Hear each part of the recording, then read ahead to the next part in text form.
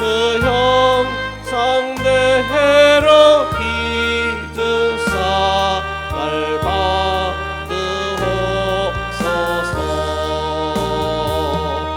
내 모습 이대로 주 받으옵소서. 늘 위해 돌아가신 주 날 받으옵소서.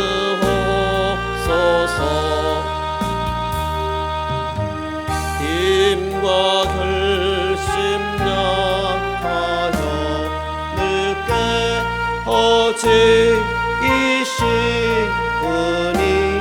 주 이름으로 구원해 날 받으옵소서. 내 모습 이대로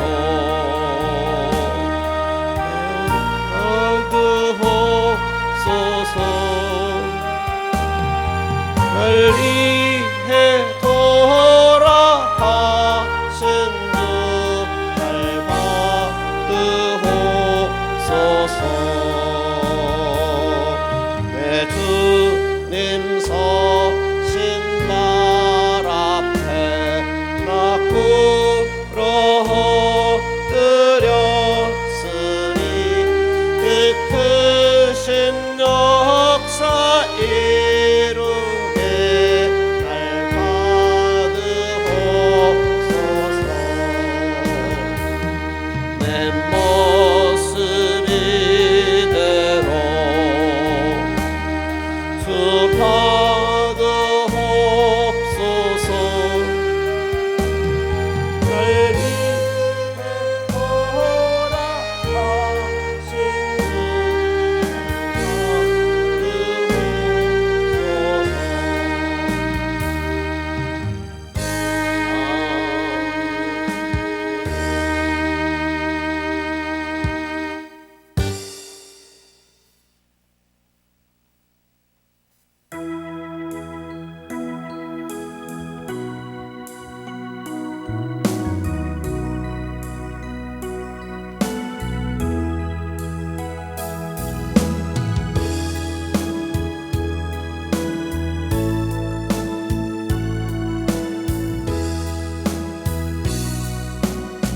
좋으신 하나님,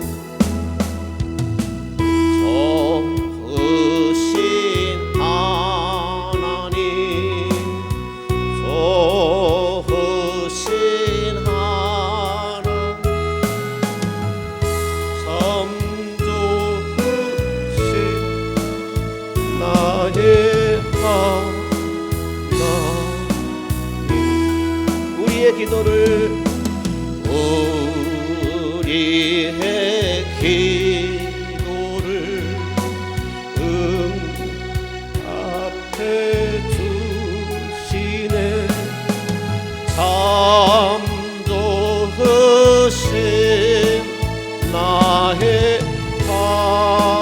하나님,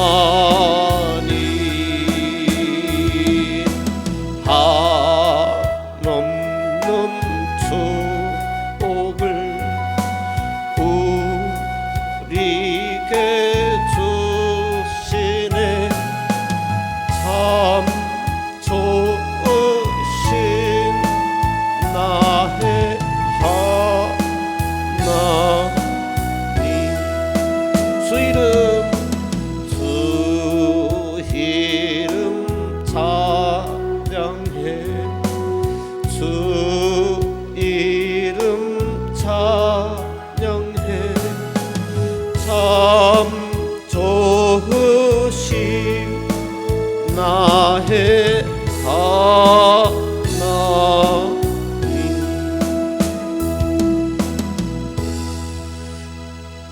우리 신앙 고백합니다.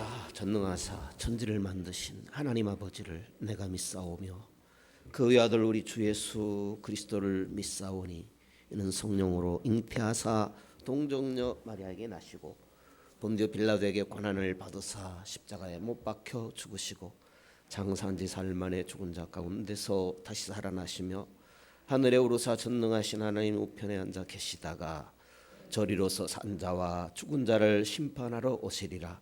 성령을 믿사오며 거룩한 공예와 성도가 서로 교통하는 것과 죄를 사하여 주시는 것과 몸이 다시 사는 것과 영원히 사는 것을 믿사옵나이다.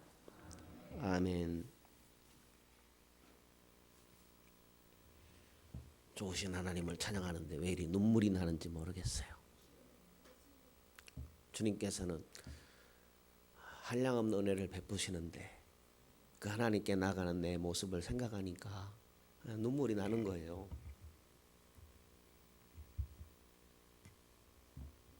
끊임없이 사랑하시는 하나님 은혜 참으로 고맙습니다. 이 땅에 붙이고 땅에 발 붙이고 사는 게 얼마나 감사한 일이에요. 그죠? 뭐 잘 살면 얼마나 살고 또 안 좋게 살면 얼마나 또 안 좋을까요? 그죠? 이 땅 살아가는 것이 참으로 크신 하나님의 은혜인 것 같습니다.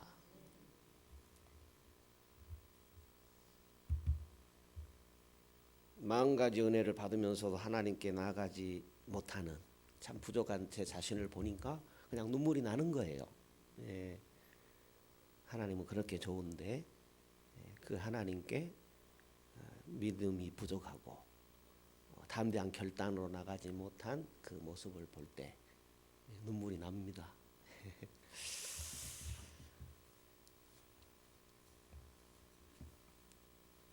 눈물하니까 저는 저 할아버지 돌아가실 때도 안 울었어요. 왜냐하면 남에게 보이기 싫은 거예요. 내 감정을 남에게 보이기 싫은 거예요. 그랬더니 언제 우냐면 어느 날 꿈속에서 할아버지 돌아가셨다고 제가 우는 거예요. 그것도 숨어가지고 어디 기둥 뒤에 숨어가지고 우리 할아버지 돌아가셨다 하고 우는데 숨어서 우는 거예요. 제가 그렇게 남에게 보이기를 싫어합니다. 그런데 하나님이 눈물 터뜨리시니까 이렇게 막을 길이 없어요. 신학교에서 배웠어요. 앞으로 목회 현장에 나가시면 여러분들은 성도들에게 눈물 보이지 마세요. 왜냐하면 여러분들은 프로니까요. 저는 프로 몰라요. 하나님이 눈물 터뜨리신데 어떻게 해요? 모질하니까 그런가 보죠. 할 수 없습니다. 제가 죄송하고요. 프로가 못 돼서 죄송하고 정말 그렇습니다.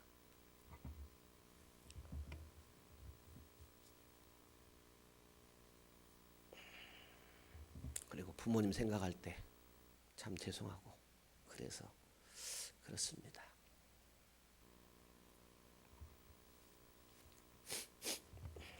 이야기를 좀 해드릴게요. 그냥 한 귀로 듣고 잊으셔도 됩니다. 원로 목사님께서 교회 가까운데 이렇게 사시는데 이제 그 지어진 지가 20년이 넘었을 거예요. 한 30년 가까이 되는 그 건물 같은데 이제 오래되다 보니까 이렇게 동파이프가 깔아진 것 같아요. 그래서 물이 샌 것 같은데 아랫집에 이제 물이 새요. 그래서 안 새게 하려다 보니까 어떻게 이제 보일러를 안 쓰게 됐어요. 왜냐하면 기술자 불러서 찾으려고 해도 찾을 길이 없고 또 방을 뜯어 고치자니 이거 이렇게 사업이 큰 것 같고 공사가 클 것 같고 그리고 또 목사님께서 뭐 책장이라든가 이런 거 옮기려면 간단하지 않고 그래서 1년이 넘도록 지금 2년 가까이 그 커피포트 있잖아요.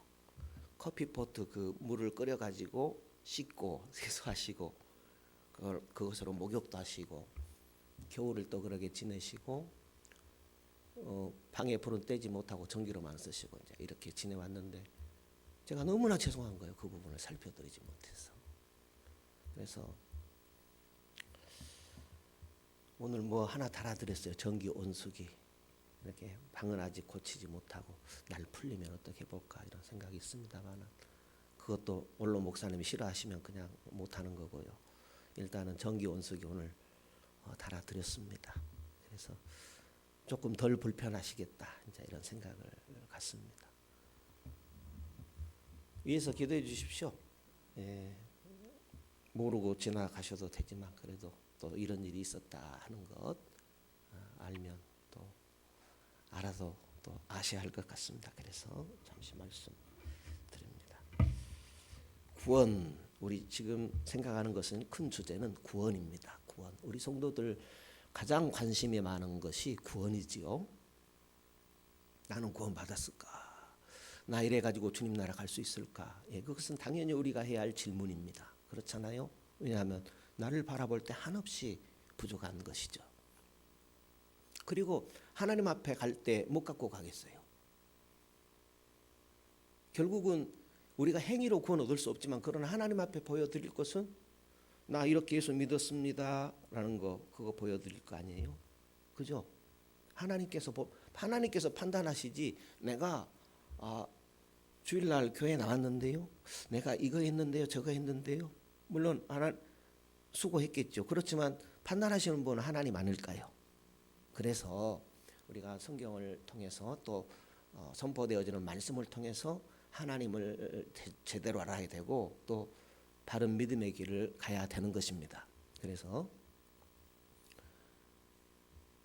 우리가 계속해서 노마서를 살펴보고 있죠. 노마서에서 초점으로 제가 잡고 있는 것은, 제가 잡는 게 아니죠. 거기서 강조하고 있는 것이 있는데, 그것은 칭의와 성화라는 부분이죠. 칭의와 성화.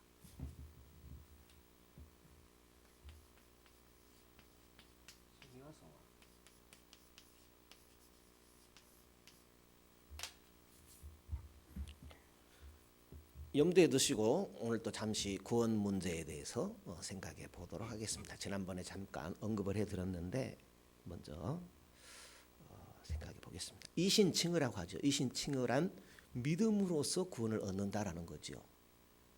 이신칭의 사상이 나타나잖아요. 성경에, 특히 로마서에. 전 성경에도 있지만 구약이나 신약이라 뭐예요? 하나님을 믿음으로 구원 얻죠. 우리가 무슨 수로 구원 얻어요? 하나님의 은혜로. 하나님을 만나고 그 하나님을 믿음으로 구원 얻죠. 신약도 구약도 마찬가지예요. 구약도 하나님을 믿음으로, 신약도 주 예수 그리스도를 믿음으로 구원을 얻어요. 그것을 이제 신약이 와서 신학적으로 표현이 되었는데 그게 이신칭의입니다.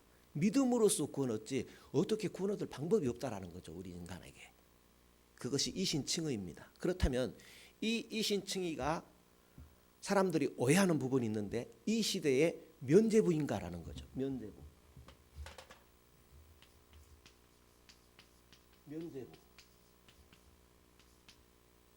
믿음으로써 구원 얻는다라는 이 신앙을 갖고 있으면 죄를 지어도 면죄를 받는가라는 거죠.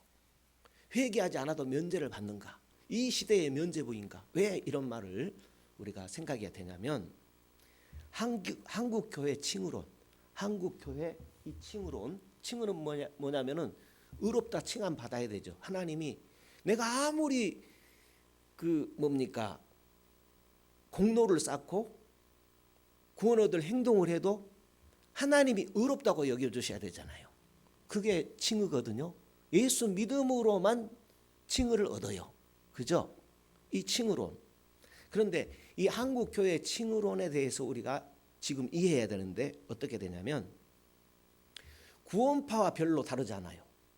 한국 교회의 칭의론이 구원파와 별로 다르지 않아요.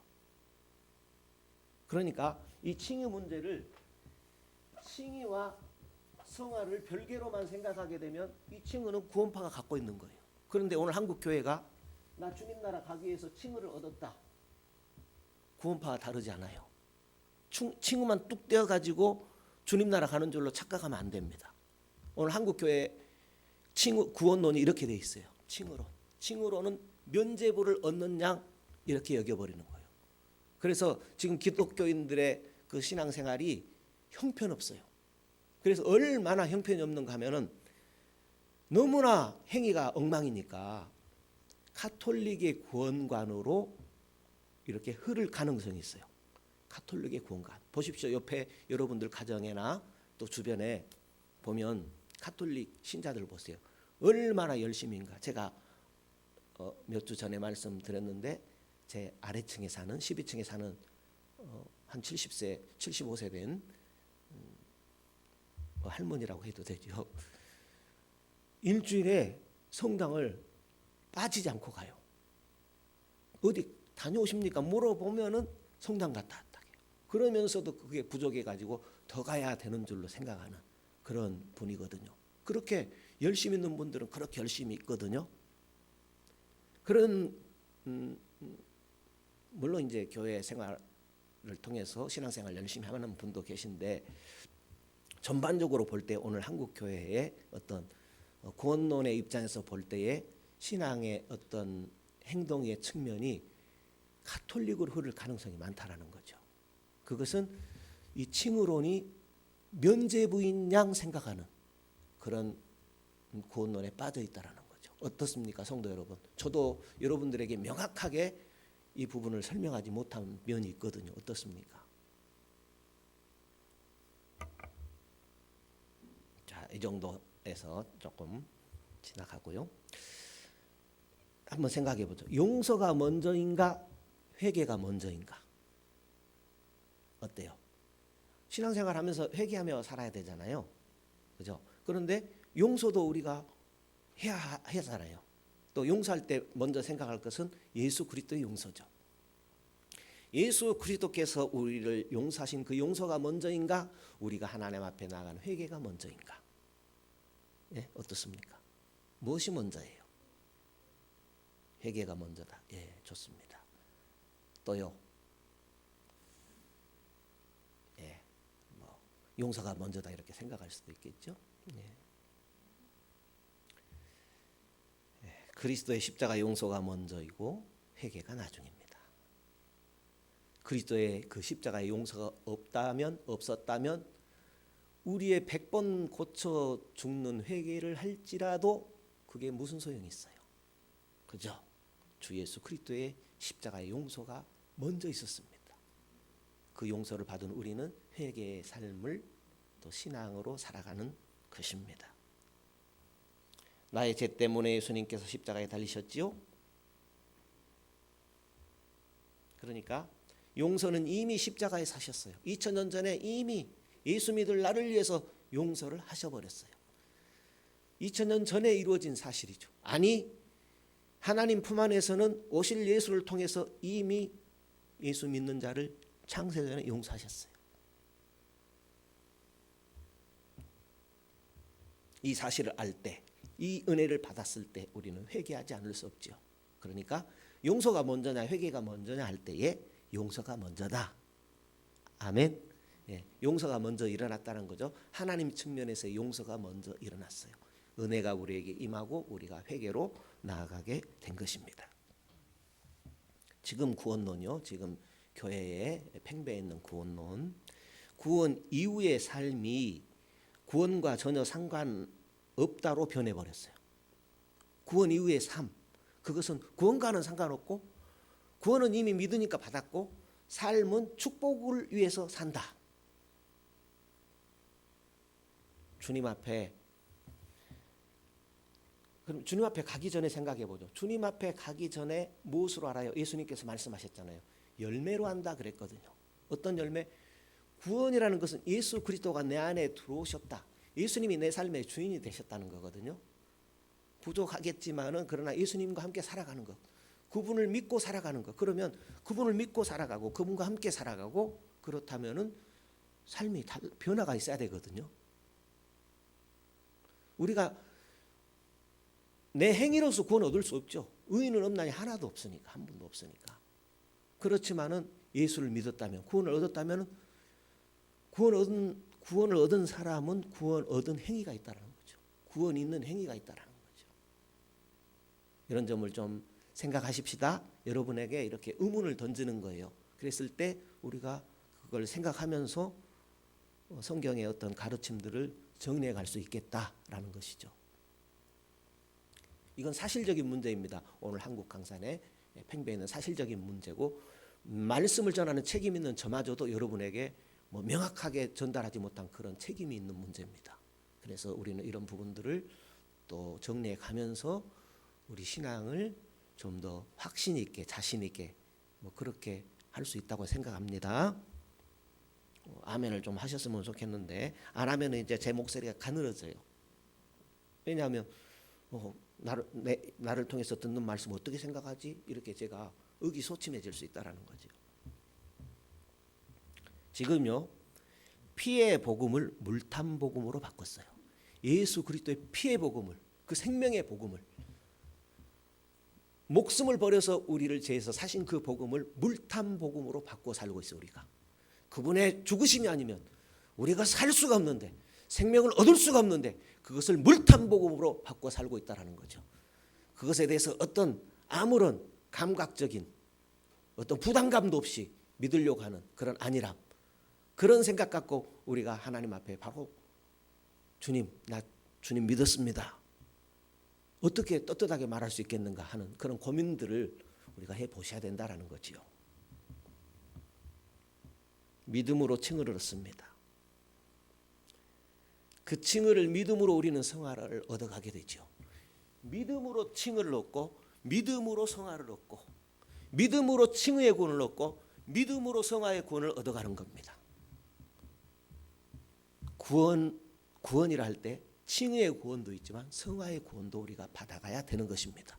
예수가 내 안에 들어와 있는데, 예수와 함께 사는데 성화의 구원으로 못 나간다. 예수가 내 안에 들어있는데 영원한 생명을 얻는 구원을 얻었는데 성화를 향해서 변화가 조금만큼도 없다. 그것은 구원에 대해서 좀 분명히 생각해 봐야 됩니다. 그리고 종교개혁이 왜 일어났는가, 이런 부분들을 우리가 분명히 정리할 필요가 있습니다. 종교개혁의 핵심은요, 성경으로 돌아가는 것. 종교개혁이 왜 일어났어요? 성경대로 안 사니까 성경으로 돌아가는 것, 그것이 종교개혁입니다. 오늘날 우리는 루터와 칼빈을 매우 신중하게 생각합니다. 그분들을 통해서 종교개혁의 어떤 핵심적인 내용을 우리가 받게 되었거든요. 실제로 우리를 올바른 길로 되돌려주는 역할을 하신 분들이 루터, 칼빈이에요. 두 분만이 한 것이 아니지만 대표적인 인물이 루터, 칼빈이라는 것이죠. 그렇다면 그 두 분이 주장하신 성경으로 돌아가는 우리 신앙의 내용을 우리가 정리할 수 있어야 돼요. 복잡하지 않습니다. 매우 진지하게 받아들일 필요가 있습니다. 루터는요, 우리가 믿음으로만 의로워진다라는 거죠. 믿음으로만 의로워지기 때문에 행위의 부담은 지지 않아도 된다, 그런 말을 한 적 없어요. 믿음으로만 의로워진다라는 거죠. 본인이 행위로 의로워져 보려고 뭐 베드로 성당입니까? 무릎으로도 그 높은 돌계단을 올라가고 내려가고 무릎에 피가 터지도록 해보았지만 의로워지지 않다라는 거죠. 그걸 통해서 몸소 체험함으로 안 된다는 것을 알고 성경을 통해서 발견되어지는데, 믿음으로만 되어지는구나, 예수를 믿음으로만 우리가 의롭게 되는구나, 의인은 없고 한 사람도 없구나라는 그 사실들을 알게 된 것이죠. 그것은 또한 루터가 발견한 이야기일 뿐만 아니라 가장 복음을 우리들에게 효과적으로 성경을 통해서 증거하는 사도 바울의 가르침이기도 합니다. 어느 예수님의 제자보다도 복음의 내용을 우리에게 잘 설명한 예수님의 제자가 바로 사도 바울이죠. 12제자에는 속하지 않았지만은, 그러나 사도의 반열에 속한 사도 바울이야말로 복음의 내용을 성경에 가장 잘 표현한 분이지요. 우리의 공적이나 구원 얻을 근거가 있어서 오늘 우리가 구원받고 신앙생활하는 것이 아니라는 것이죠. 공적을 쌓아서 내가 어떤 하나님께 인정받을 근거가 있어서 아니죠. 있다면은 예수 믿는 것뿐이죠. 예수 믿음으로만 너는 하나님의 자녀다, 의롭다고 여겨준다, 내 앞에 나올 수 있다, 영원한 천국에 이를 수 있다, 이렇게 하나님께서 인정해 준 것이죠. 그러면 왜 이런 일이 일어났습니까? 공적으로도 안 되고 어떤 근거도 없는데 왜 구원의 은혜가 내 삶에 일어났습니까? 그것은 오직 하나, 하나님은 은혜로운 분이시기 때문입니다. 하나님의 은혜가 내게 임했어요. 그분은 은혜로우신 분이십니다. 사랑이 많으신 그분의 은혜가 나에게 임한 것입니다. 루터의 통찰력이었습니다. 사도 바울의 루터의 통찰력. 정말로 우리 안에 구원이 일어났다면 그 구원은 우리를 변화시킨다라는 거예요. 성도 여러분, 구원 얻으신 줄 믿으시죠? 그러면 내 삶을 변화시키는 일을 그분이 하신다라는 거예요. 그런데 우리가 해야 될 일은 그분이 말씀으로 부르실 때, 성령으로 터치하실 때 순종으로 나아가야 그분의 일하시는 열매가 내 삶 가운데서 맺어지게 되는 것입니다. 우리는 단지 나는 용서받았다, 나는 구원받았다 하면서 변화가 없을 수 없다라는 거죠. 나 구원받았네, 너 구원받았네, 우리 구원받았네 하면서 변화가 없을 수 없다라는 거죠. 반드시 변화가 있다라는 거죠. 변화가 뭡니까? 병아리 눈물만큼 있대요. 병아리 눈물만큼. 목사님들이 표현을 그렇게 해요. 우리가 아무리 노력해도 병아리 눈물밖에 없습니다. 예수 믿고 성령님 은혜 붙들고 나아가도 우리의 변화는 병아리 눈물만큼. 어떻게 살아가면 좋겠습니까? 오늘 수요 예배 참으로 귀중한 것입니다. 왜요? 1cm라도 마귀에게 빼앗기지 않기 위해서 오늘 주님 앞에 나왔다는 사실이죠. 또 1cm 나아가는 겁니다. 마귀 너 건들지 마. 1cm 나가는데 마귀 너 못 건드려. 1cm. 예, 너무 표현이 그렇습니까? 예, 한 걸음 한 걸음. 한 걸음 한 걸음 이렇게 마귀에게 나는 빼앗기지 않을 거야. 이렇게 나가면서 우리 구원 끝까지 이루는 그것이 정말 완성된 구원이 아닐까요? 루터 그것은요. 그리스도인이란 이렇게 표현했어요. 자신의 죄악을 인정하는 것. 내 죄악을 인정하는 것. 그리스도인이다라는 거죠. 그러므로 매일 다시 십자가로 나아가서 자신의 죄를 고백하고 매일매일 삶을 다시 시작하는 사람, 구원받은 그리스도인이라는 거죠.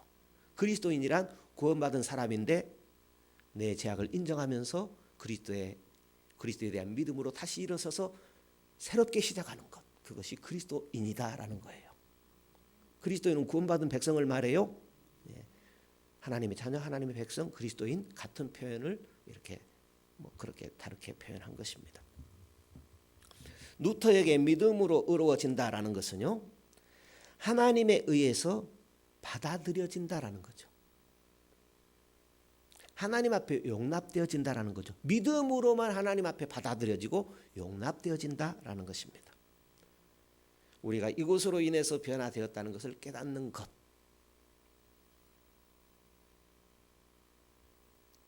우리는 예전 모습 그대로 머물러 있을 수 없습니다. 병아리 눈물만큼이라도 앞으로 전진하는 것입니다. 할렐루야. 뒤늦은 법은 없습니다. 하나님을 알기를 더 알아가고 아는 대로 우리는 더 앞으로 전진할 뿐입니다. 구원이 무엇입니까? 구원이 무엇입니까? 나를 변화시키는 것. 이 세상에 나를 변화시키는 것 없습니다. 성철 스님이 자기의 노력으로 변화해 보려고 했습니다. 안 됐습니다. 나 여러분 속였습니다. 나 지옥 1번지로 갈 사람입니다. 우리는 그런 존재밖에 안 돼요. 그러나 구원, 하나님께서 우리에게 주신 구원, 우리에게 찾아온 그 구원은 나를 변화시키는 구원입니다.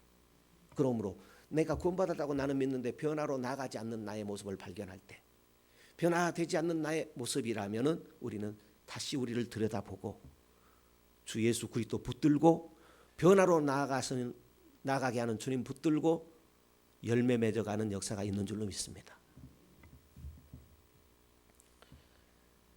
루터는요, 열매 맺는 나무에 관한 아름다운 이미지를 갖고 있어요. 열매 맺는 아름다운 나무, 그게 무엇인가 하면 예수 그리스도죠. 예수 그리스도라는 그 나무, 정말로 구원받았다면 우리 믿음의 뿌리가 예수 그리스도에게 깊이 박힌다는 거죠. 정말로 구원받았다면 예수 그리스도에게 뿌리가 깊이 박힌다는 거예요. 그러면 열매를 맺을 수밖에 없죠. 예수 그리스도에게 뿌리가 깊이 박혔는데 열매가 없을 수가 없다라는 겁니다. 우리가 예수로 시작되었기 때문에, 예수로 변화가 시작된 것이 칭의예요. 칭의를 성화의 시작이라고도 표현해요. 성화의 완성으로 나아가죠. 그게 영화죠, 결국은. 그러니까 예수로 성화가 시작되는 거죠. 예수로 천국의 발걸음을 시작했기 때문에 우리는 선행을 하게 되죠. 예수 없이는 선행을 할 수가 없어요. 어떤 선행이요? 하나님 앞에 받아들여지는 선행이 안 되는 거예요. 아니, 선행은 선행이지 무슨 하나님께 받아들여지는 선행이 따로 있나? 이런 생각을 할 수 있는데요. 매우 중요한 내용입니다. 이것을 루터가 한 얘기예요. 누군가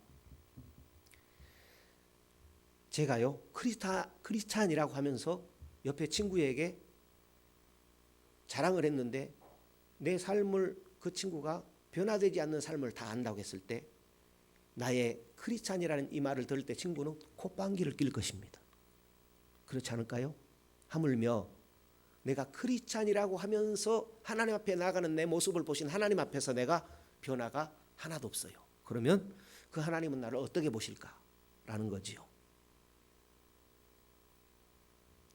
기독교 교리가 교리되게 하려면 믿음으로서 의를 얻는다면, 믿음으로서 하나님의 백성이 되고 믿음으로서 하나님의 자녀가 된다면 삶이 뒤따라야 합니다.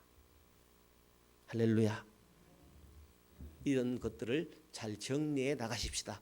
지금도 이렇게 믿음으로 잘하고 계시지만 이런 덜 정리된 부분이 있다면 정리하면서 신앙생활 해 나가십시다. 문제는 무엇입니까? 하나님이 눈에 보이지 않습니다. 세상은 눈에 보입니다. 보이는 세상에서 하나님을 잊어버립니다. 오늘이나 주일 난 예배 드릴 때는 하나님을 기억합니다. 평일에 안 납니다. 예배 드리고 교회 문막 나가면서 잊어버립니다. 아니 교회에 앉아 예배 드린다고 앉아 있으면서도 딴 생각으로 가득 차 있을 수 있습니다. 기억할 것은 어떻든 내 안에 구원이 있다면, 예수 있다면 반드시 변화가 일어납니다. 구원이란 예수가 내 삶에 찾아오셨다라는 거죠. 성령으로 찾아오셔서 2000년 전에 이 땅에서 구원의 구속을 이루신 예수 그리스도를 믿게 하시고 구원은 그분을 통해서 우리에게 주어진다라는 사실을 알게 함으로, 믿어지게 함으로 믿게 한 것이죠. 이 구원을 얻었다면 그 구원으로 살아가는 행위가 뒤따릅니다. 우리가 구원에 대해서 주일 오후에 또 다시 공부할 거예요. 지금 우리가 주일 낮에 공부하는 그리스도론, 기독론 거의 마칠 때가 다 되는데요. 계시록을 조금 손대고 갈까 그냥 지나갈까 그래요. 왜냐하면 다니엘서를 공부했기 때문에 그 내용의 흐름은 다니엘서가 다르지 않아요. 그래서 짧기도 하지만은 어떻든 다시 할 때는 구원론 부분을 할 거예요. 너무 귀중한 내용이고 다시 우리가 공부할 때는 새롭게 다가오는 그런 면이 있을 것 같습니다. 성경 좀 보실까요? 로마서 3장 20절입니다. 로마서 3장 20절.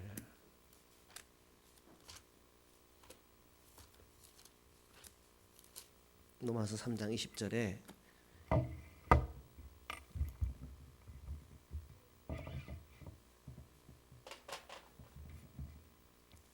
읽어보실까요? 로마서 3장 20절 읽습니다. 그러므로 율법의 행위로 그의 앞에 의롭다 하심을 얻을 육체가 없나니 율법으로는 무엇을 깨달음이니라? 죄를 깨달음이니라. 무슨 이야기인가 하면 율법으로는 죄를 깨닫는다. 이제 이런 얘기죠. 여기 있는 기록된 대로는. 그러나 이 기록된 말씀을 통해서 우리에게 전달하려는 메시지는 사람의 행위로 구원 얻을 자 없다라는 거죠. 세상 사람들 착하신 분들도 있잖아요. 비교적 선하게 살아가는 그런 분들도 있잖아요. 그것으로는 구원 얻을 자 없다라는 거죠. 그렇죠. 공적으로 구원 얻을 자 없죠. 자격이 있어서 구원이 임한 자는 없지요. 오직 하나님의 크신 사랑과 은혜로 우리가 구원을 받은 거죠. 얼마나 감사해요. 왜냐하면 이 세상에서는 똑같은 사람의 모습을 입었지만은 버림받은 자가 있거든요. 그것은 우리가 부인할 수 없어요. 그러나 나는 선택받은, 택함받은 귀한 백성이니 얼마나 감사합니까?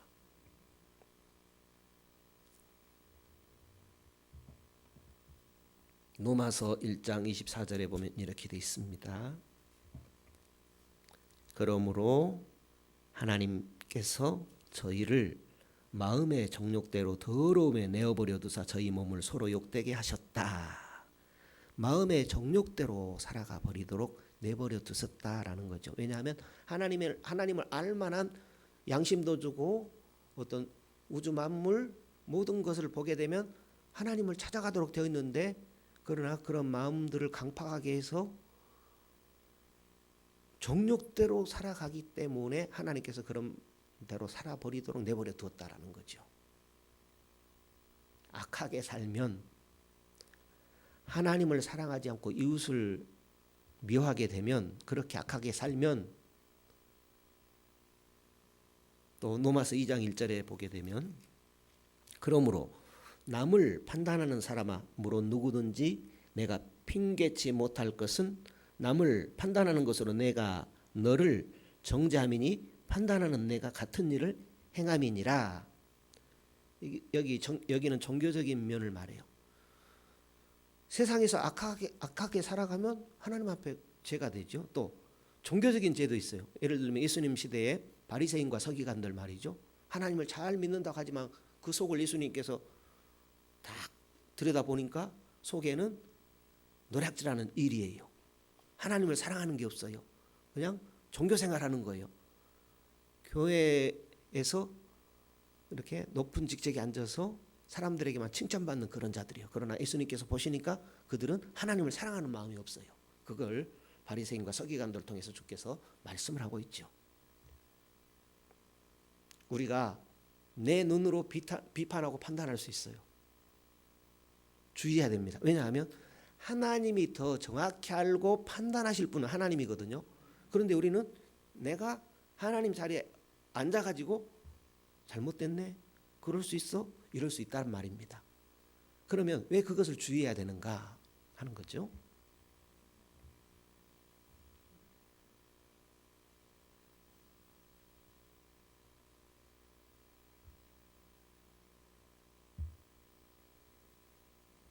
로마서 1장 18절에 보면 하나님의 진노가 불의로 진리를 막는 사람들의 모든 경건치 않음과 불의에 대하여 하늘로조차 나타나나니 하나님의 진노가 나타난다. 왜냐하면 인간이 악하기 때문에 하나님의 진노가 나타난다라는 거죠. 그런데 악하지 않은 인간이 없거든요. 악하지 않은 인간이 없거든요. 그러므로 하나님의 진노 아래 있다라는 겁니다. 로마서 3장 21절입니다. 율법 외에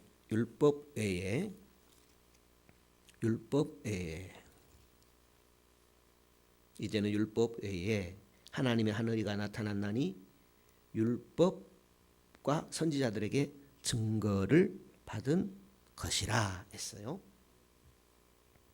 그러니까 율법에 하나님의 하늘 예수 그리스도가 나타나기 전까지는 모두가 죄인일 뿐이다라는 그런 말씀입니다. 여러분에게 그냥 시간상 충분히 설명을 드리지 못한 것은 죄송합니다. 그러면 지금 여기서 강조하는 내용이 뭐냐면 사람의 행위로 아무리 착한 행실로도 구원은 없다라는 얘기예요. 그러면 어째서 선행으로 착한 행실로 구원받을 자가 없는가라는 것을 우리가 이해해야 됩니다. 좀 착하게 살면 구원을 해줘야 되잖아요. 그런데 왜 착하게 살아도 구원이 아닌가라는 거죠. 그걸 이해해야 됩니다. 첫째는 하나님의 진노 아래 있기 때문입니다. 하나님의 진노 아래서 착한 행위로 그 진노를 피할 자 없다라는 거예요.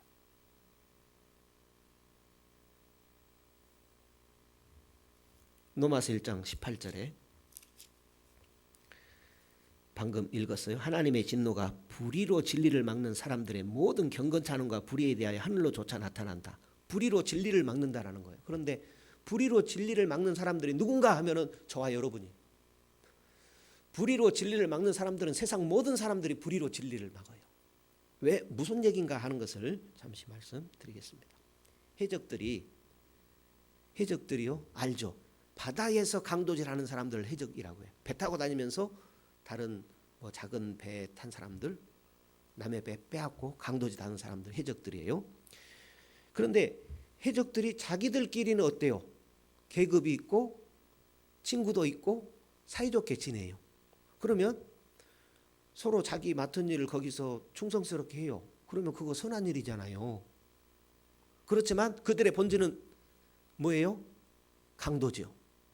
그들의 본질은 강도예요. 우리의 본질이 그렇다라는 거예요. 우리의 본질이 좀 강도라고 하기는 그렇지만은 나름대로는 착하게 살아요.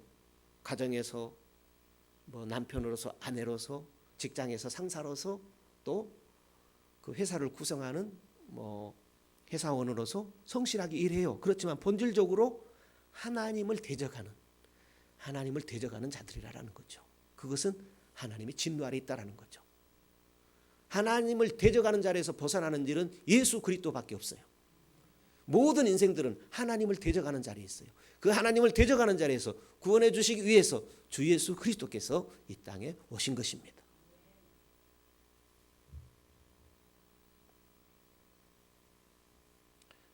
우리가 선을 행할 수 있죠. 그렇지만 우리의 선이 악하다라는 거죠. 우리가 아무리 선한 일을 해도 그것은 본질적으로 하나님께 갈 수 없는, 하나님 없이 살아보려는 행위이기 때문이다라는 거죠. 여러분들 자라나면서 이렇게 친구들 보잖아요. 보면 참으로 너무나 그렇게 선하게 산 친구인데 도대체 하나님을 안 믿어요. 왜 저렇게 선하게 사는 친구가 하나님을 안 믿지? 본질이 하나님을 대적하고 있는 거예요. 이렇게 하나님의 법을 깨뜨린 것에 대해서 아무도 핑계치 못해요. 유대인은 하나님의 법을 가졌음에도 불구하고 하나님의 법을 못 지켜요. 이방인들은 하나님을 부인하기 때문에 하나님의 법을 우습게 여기고, 그래서 유대인은 유대인대로 하나님의 법을 깨뜨리고 이방인들은 이방인대로 하나님의 법을 깨뜨리니 모두가 하나님의 법을 깨뜨리는 거예요. 그러니 율법으로는 하나님 앞에 의로움을 얻을 자가 없지요. 하나님의 법을 깨뜨린 것에 대해서 아무도 설득력을 가질 수 없죠. 다 핑계치 못하는 것입니다. 모두가 하나님의 법을 깨뜨린 죄를 가지고 있죠. 하나님의 진노 아래 있다라는 거죠. 하나님의 법을 충족시키지 못하면 모두가 하나님의 진노 아래 있는 것입니다. 하나님은 선악과 땄다고 하나님의 진노 아래 있게 되는 것입니다. 왜요? 하나님을 인정치 않은 거예요. 그것이 작은 죄가 아니고 하나님 없이 살아보려는 죄예요. 나도 하나님 돼보겠다라는 거죠. 마귀가, 천사가 하나님 자리에 오르려다가 타락했잖아요. 천사처럼 해보려다가, 타락한 천사처럼 해보려다가 타락한 천사의 꼬임을 받아가지고, 사단의 꼬임을 받아가지고 하나님 없이 살아보려는 것이 그토록 큰 죄다라는 거죠. 살인, 간음, 음란, 도적질, 나쁜 짓인 줄 알지만 똑같이 해요. 그죠? 살인했네, 도적질했네, 저 여자 간음했네. 그렇지만 자기도 똑같이 한다라는 거죠. 누가 그래요? 예수님께서 말씀했어요. 나 살인 안 했는데 너 친구 미워했잖아, 욕했잖아, 미련한 놈이라 했잖아. 그것이 살인이라는 거예요. 너 음란을 품었잖아. 예수님께서 그걸 지적했지요. 그렇게 의로움을 얻을 자 없다라는 것이죠. 그래서 우리가 남을 비판할 때 그것은 하나님 앞에서 하는 행위라는 것을 기억하라는 겁니다. 누구 앞에서 한다고요? 그런데 우리가 믿는다면서도 비판할 때에 하나님 앞에서라고 생각하고 비판합니까? 그냥 내 성길대로, 내 기분대로, 내 감정대로 하지 않습니까? 왜냐하면 하나님께서 주신 말씀은 나 자신을 바라보고 나 자신을 판단하라고 주신 말씀인데, 나 자신은 보지 않고 누구를 봐요? 저 간음한 여인을 데리고 온 사람들처럼 돌팔매질이나 하려고 한다는 말입니다. 그래서 예수님께서 속에 있는 죄들을 끄집어내는 겁니다. 그랬더니 다 도망갔다 그랬지요. 성도 여러분, 우리가 다른 사람을 비난할 때 누구 앞에 산다? 하나님 앞에 산다라는 거죠. 하나님 앞에 사는 행위라는 거죠. 그러면 도대체 무슨 말입니까? 그것이 하나님 앞에 사는 행위라니 그것이 무슨 말입니까? 우리도 그 행위를 한다라는 거예요. 물론 나의 유익을 해치는 그런 강도들에 대해서 제지하는 것은 당연하죠. 그죠? 까닭없이 나를 이렇게 피해를 주고 강도짓 하려는 자에 대해서는 그거 잘못된 행위예요. 그거 하지 마세요. 분명히 잘못된 행위라고 말할 수 있는 것이죠. 그렇지만 나도 같은 일을 행하면서, 나도 음란하면서 저 여자 간음했어 라고 이렇게 말하는 것, 그것은 뭐예요? 내 자신을 저주하는 말이다라는 거죠. 그러므로 남을 판단하는 것 주의합시다. 남의 허물을 보이거든 나는 저런 큰 죄가 없을까 하나님 앞에 생각하며 그걸 내 눈에 들보를 빼라는 거예요. 티를 빼라는 겁니다. 그래서 판단하는 것은 나에게 보여준 하나님의 어떤 그림일 수 있어요. 우리가 율법 지키는 것과 지키려고 노력하는 것으로부터 멀리 있기 때문에 율법으로는 의로워질 수가 없습니다. 우리가 생각이나 말이나 실수 없는 자 있겠습니까? 인간은 이렇게 악하다라는 거죠. 그것이 인간에 대한 하나님의 시선이죠. 하나님의 평가죠. 실제로 율법을 지키는지 아니 지키는지 누가 알아요? 하나님이 아시죠. 그러니까 뭐예요? 우리의 행위로 구원 얻을 자 없다. 의인은 없나니 하나도 없다라는 겁니다. 다시 한번 보시죠. 오늘 읽었던 말씀 로마서 3장 20절. 로마서 3장 20절입니다.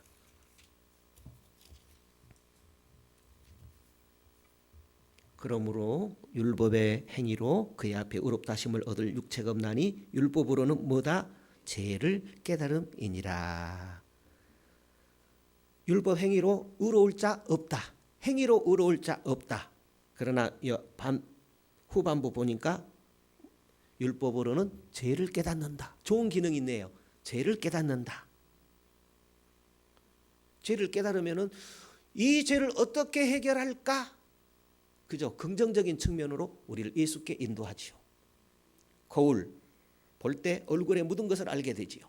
율법 죄를 깨닫게 되지요. 거울이 얼굴을 깨끗게 할 수는 없죠. 거울을 보며 비누를 가지고 물을 통해서 씻을 수는 있지요. 그러니까 거울이 비춰주는 기능을 합니다. 율법이 하는 일이 비춰주는 일입니다. 우리는 주 예수 그리스도에게서만 깨끗해질 수 있습니다. 오늘 우리에게 예수님으로 살아가는 은혜가 주어졌습니다. 의롭다고 해주셨습니다. 예수님으로만 깨끗해질 수 있습니다. 할렐루야. 예.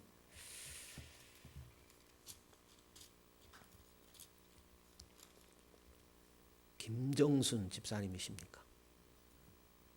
반갑습니다, 집사님. 어떻게 이름이 기억나요? 어르신이 정금철 집사님이셨을까요? 어르신도 기억나네. 그리고 따님 이름이 정유진 맞나요? 거기가 정유진이에요? 얼굴을 못 알아보겠네. 그러면 정유진이가 둘째 딸이에요? 첫째 딸이요? 네, 그렇죠.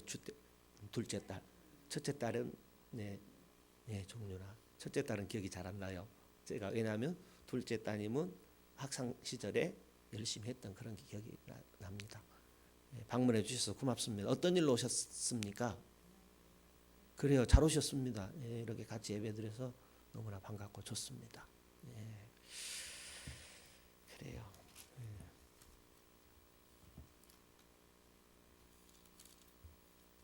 좋은 목포에서의 은혜의 시간이 되었으면 좋겠습니다.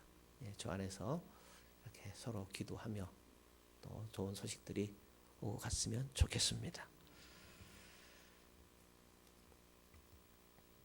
우리가 늘 울어도 눈물로서 깨끗게 할 수 없는 그죠? 이 죄를 주 예수 그리스도의 은혜로 씻음 받게 되었습니다.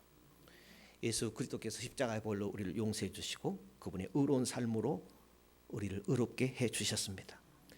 이보다 더 큰 은혜, 이보다 더 큰 복이 있습니까?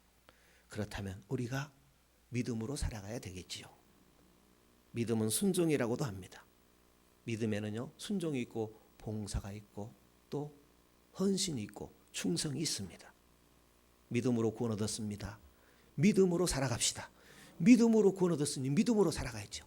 믿음으로 구원 얻으니까 다 끝났나요? 아니잖아요. 믿음으로 살아가십시다. 우리에게 하나님의 목적은 우리를 행복하게 하는 거예요.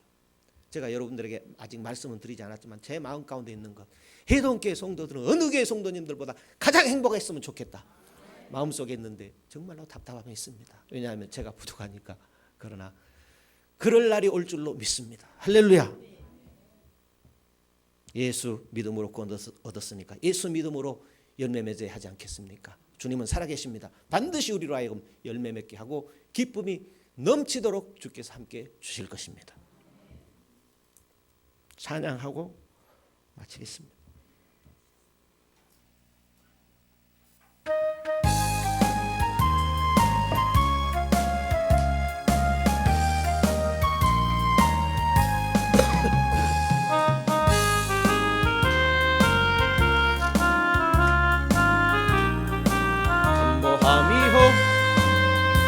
내가 주의 큰 복을 받는 참된 비결은 주의 영이 함께함이라. 성령이 계시네. 할렐루야 함께하시네. 좁은 길을 걸으며 밤낮 기뻐하는 것 주의 영이 함께함이라. 전에 죄 빠져서 평안함이